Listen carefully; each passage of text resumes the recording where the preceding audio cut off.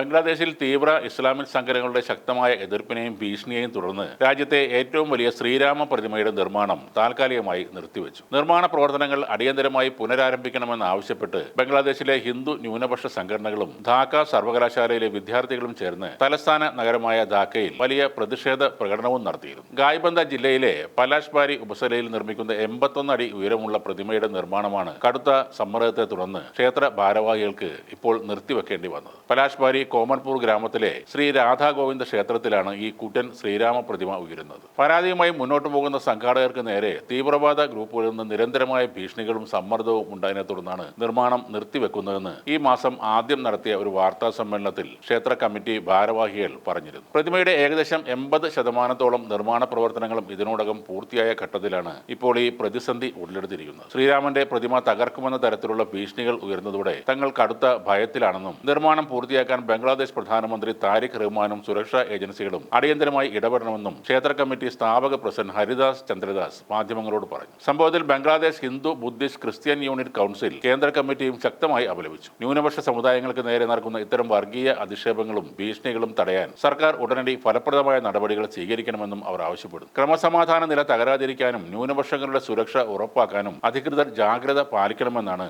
ഇപ്പോൾ ഉയരുന്ന ആവശ്യം. ബംഗ്ലാദേശിലെ ഹിന്ദുക്കൾക്ക് നേരെയുള്ള അതിക്രമങ്ങൾ ആഗോളതലത്തിൽ ചർച്ചയാകുന്ന പശ്ചാത്തലത്തിൽ ഈ പുതിയ പ്രതിമ വിവാദം സോഷ്യൽ മീഡിയയിലും വലിയ രീതിയിലുള്ള പ്രതിഷേധങ്ങൾക്ക് കാരണമായിട്ടുണ്ട്. പ്രതിമ പൊളിച്ചു നീക്കണമെന്ന് ആവശ്യപ്പെട്ട് ഇസ്ലാമിക പ്രഭാഷകർ സോഷ്യൽ മീഡിയയിലൂടെ ആഴ്ചകളായി നിരന്തരം വെല്ലുവിളികൾ നടത്തുകയും ചെയ്യുന്നുണ്ട്. ഇന്ത്യയും ബംഗ്ലാദേശും തമ്മിലുള്ള ബന്ധത്തിൽ വീണ്ടും വിള്ളലുകൾ ഉണ്ടാകുന്ന ഒരു സമയത്താണ് ഈ വിവാദം ഉണ്ടായിരിക്കുന്നത്. ഈ ആഴ്ചയുടെ തുടക്കം ബംഗ്ലാദേശ് പ്രധാനമന്ത്രിയുടെ ഉപദേശകനായ സാഹിദുർ റഹ്മാനെ ഡൽഹി വിമാനത്താവളത്തിൽ എമിഗ്രേഷൻ അധികൃതർ കുറച്ച് സമയത്തേക്ക് തടഞ്ഞു വെച്ചിരുന്നു. ഇന്ത്യക്കെതിരെ മുൻകാലങ്ങളിൽ അദ്ദേഹം നടത്തിയ രൂക്ഷമായ പരാമർശങ്ങളെ തുടർന്നായിരുന്നു ഇത്. ഇതിൽ പ്രതിഷേധിച്ച് റഹ്മാൻ തന്റെ ഇന്ത്യ സന്ദർശനം ഉപേക്ഷിക്കുകയും തുടർന്ന് ബംഗ്ലാദേശ് ഇന്ത്യയോട് ശക്തമായ പ്രതിഷേധം അറിയിക്കുകയും ചെയ്തിരുന്നു. ഒരു വർഷത്തിലേറെയായി ശ്രീരാമ പ്രതിമയുടെ നിർമ്മാണം ആരംഭിച്ചത് മുതൽ ഇസ്ലാമിക സംഘടനകൾ തടസ്സങ്ങൾ സൃഷ്ടിക്കുന്നുണ്ടെന്ന് ക്ഷേത്രത്തിലെ ഭാരവാഹികൾ പറയുന്നു. പദ്ധതിയുടെ ഫണ്ടിങ്ങിനെ കുറിച്ച് അന്വേഷിക്കുമെന്ന ആവശ്യവും ഉയർന്നിരുന്നു. ഈ മാസം ആദ്യം സർക്കാർ ബുൾഡോസർ ഉപയോഗിച്ച് വിഗ്രഹം തകർത്തില്ലെങ്കിൽ അത് തങ്ങൾ പൊളിച്ചു നീക്കുമെന്ന് ഒരു തീവ്ര ഇസ്ലാമിക പ്രഭാഷകൻ ഭീഷണിപ്പെടുത്തുന്ന വീഡിയോ സോഷ്യൽ മീഡിയയിൽ വ്യാപകമായി പ്രചരിക്കുകയും ചെയ്തു. രാമന്റെ ഒരു വിഗ്രഹം ഇവിടെ നിർമ്മിക്കുന്നുണ്ട്, ബുൾഡോസർ ഉപയോഗിച്ച് അത് തകർക്കുക, സർക്കാർ അത് ചെയ്തില്ലെങ്കിൽ സാധാരണക്കാരായ ജനങ്ങൾ അത് തകർക്കും എന്നായിരുന്നു ആ വീഡിയോയിൽ പറഞ്ഞത്. ശ്രീരാമന്റെ പ്രതിമ പൊളിച്ചു നീക്കണമെന്ന ആവശ്യം താലിബാൻ മോഡൽ ചിന്താഗതിയെയാണ് പ്രതിഫലിപ്പിക്കുന്നതെന്ന്